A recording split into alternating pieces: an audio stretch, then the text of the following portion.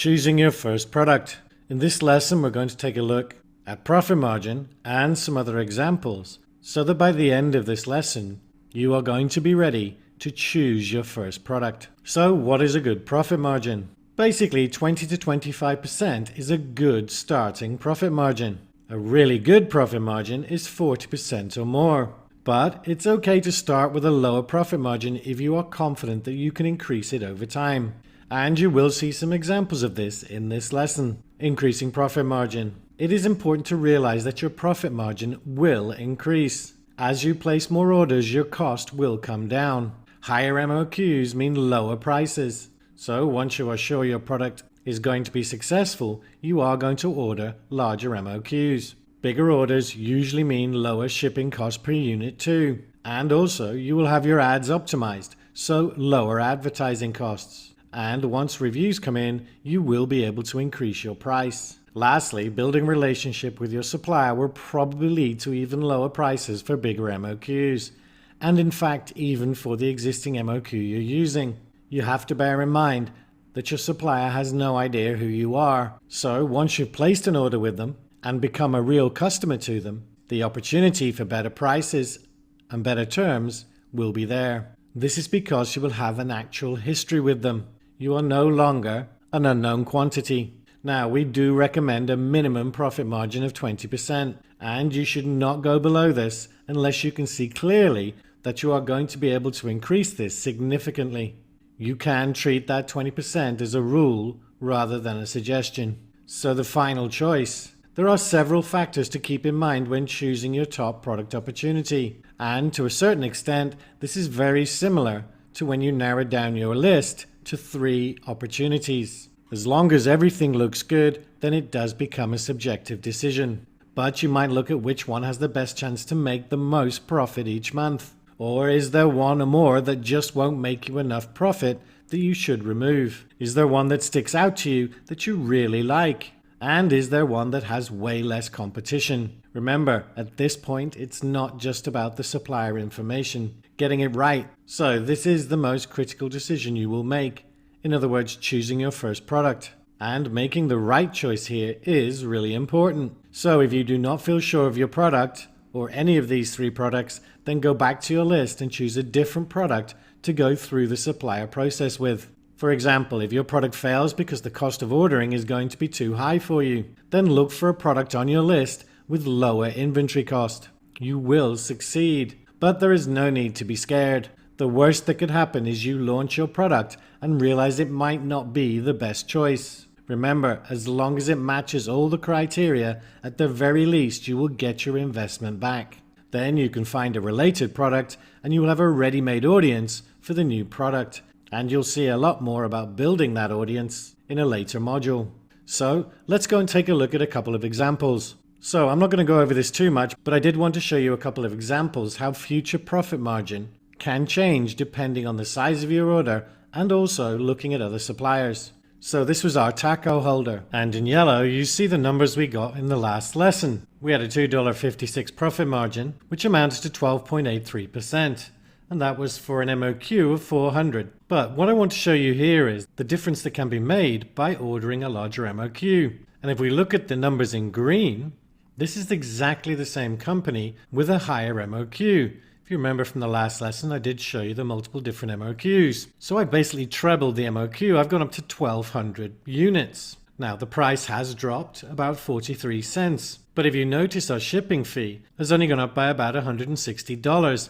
And that's for triple the amount. So you do save money per unit when ordering more when it comes to shipping. And if we look at the numbers, you can see that the shipping cost per unit went down to $1.25.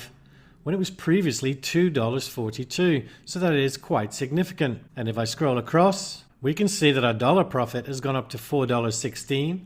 It was $2.56, and our net profit margin has gone up to 20.85% from just 12. Now, I would still probably not choose this product based on this supplier, because essentially I've had to go up to 1,200 units just to achieve our bottom profit margin. But this is more about showing you the numbers and showing you what a difference it can make when you order a larger MOQ. But we're going to look at one more example now. So this was from a separate supplier, and in fact, this information came from the Amazing Sourcing, which you'll be getting access to, and we'll talk about at the end of this module. Now, I haven't filled in the information because basically the sourcing agents don't want us revealing one of their sources to 2,000 people or more, which is perfectly understandable. But you can see for an MOQ of 1200, so we can compare this one to the last one, you can see the price is only $3.95 as opposed to $4.97. Now, they actually sent me a sample too, and was exactly what I was looking for. And again, you'll see that at the end of the module. But the sizes were slightly different, but you can see there the total import was $1,073, which meant the import shipping cost was $1.29. So basically the same as our other option. But because the product cost was $1 cheaper, you can see our total true cost turned out to be $6.44 as opposed to $7.42. So this resulted in a higher dollar net profit, in other words $5.14 instead of $4.16, and our net profit margin was up to 25%. Now again, I'm not saying this would be a good product to go after with these costs, and I wouldn't really want to be ordering 1,200 units of my first product. But again, this is about showing you that you can get better prices from other suppliers, and is exactly why we get you to choose 3 different suppliers. Okay, so once you've added all 3 suppliers for all 3 of your product opportunities, then it comes time to make that final decision. I'm going to look at a couple of scenarios here with the products we've got, but when it boils down to it, you have to decide what is most important to you and go ahead, choose that product and move forward. And if none of these products turn out to make you feel warm and fuzzy, we do recommend that you go ahead and pull one of the other product opportunities you had from your list. So regarding the taco holder, pretty much both these suppliers have the same information.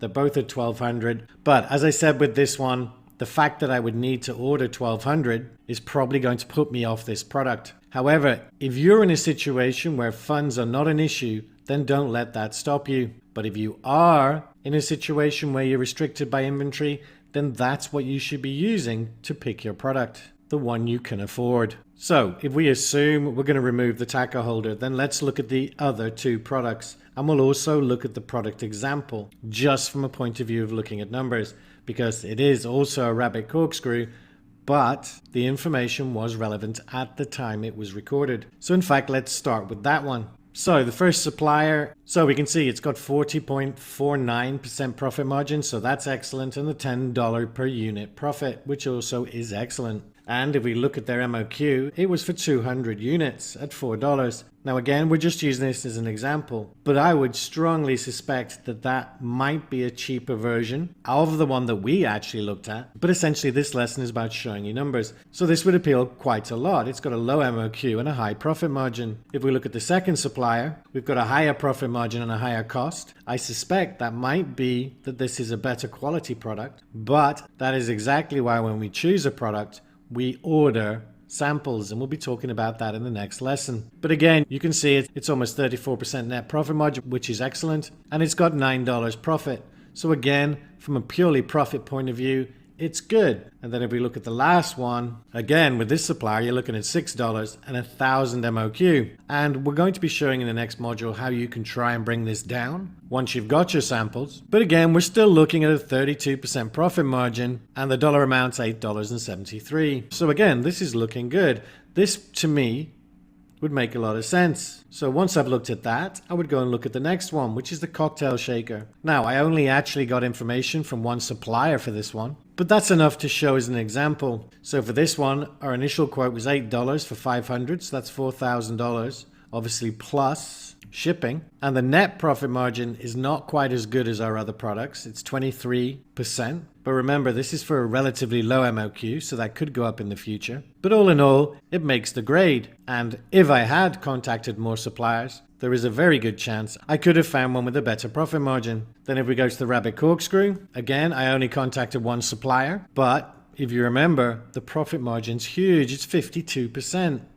and a $20 profit. So this would be excellent. Now the quote we got was for $4.45 with an initial MOQ of 500. So it's roughly the same cost to us as the cocktail shaker, but a much healthier profit margin. So we've already ruled out the tacker holder. So at this point, it becomes a decision about what we're going for. If we were literally just going for profit margin, then this would be our best bet. If we didn't need to worry about costs and everything else, there's no doubt this would be the product we would go after. And we take that into the next lesson where we would order samples. However, perhaps costs are more of an issue. So if we go back to the product example, in other words, the product example rabbit corkscrew, we can see that two of our suppliers offered a fairly low MOQ.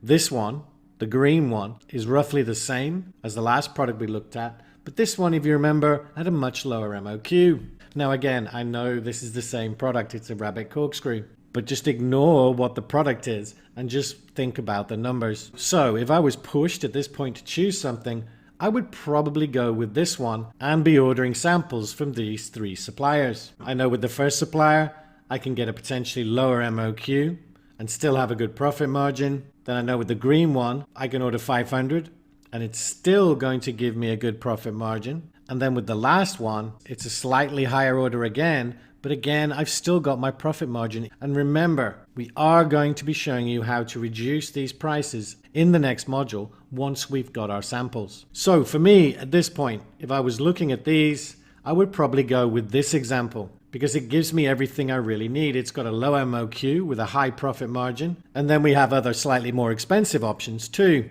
which could mean a much higher quality product when we get our samples. So your action steps. It's time. Once you've captured all of your profit margins, do this. Choose your top opportunity. Pick the best product. And this hot opportunity is now going to become your first profitable product on Amazon. And this is the product you'll order samples for next. So we covered how to make your final product decision. And in the next lesson, you will discover how to order samples for your number one opportunity.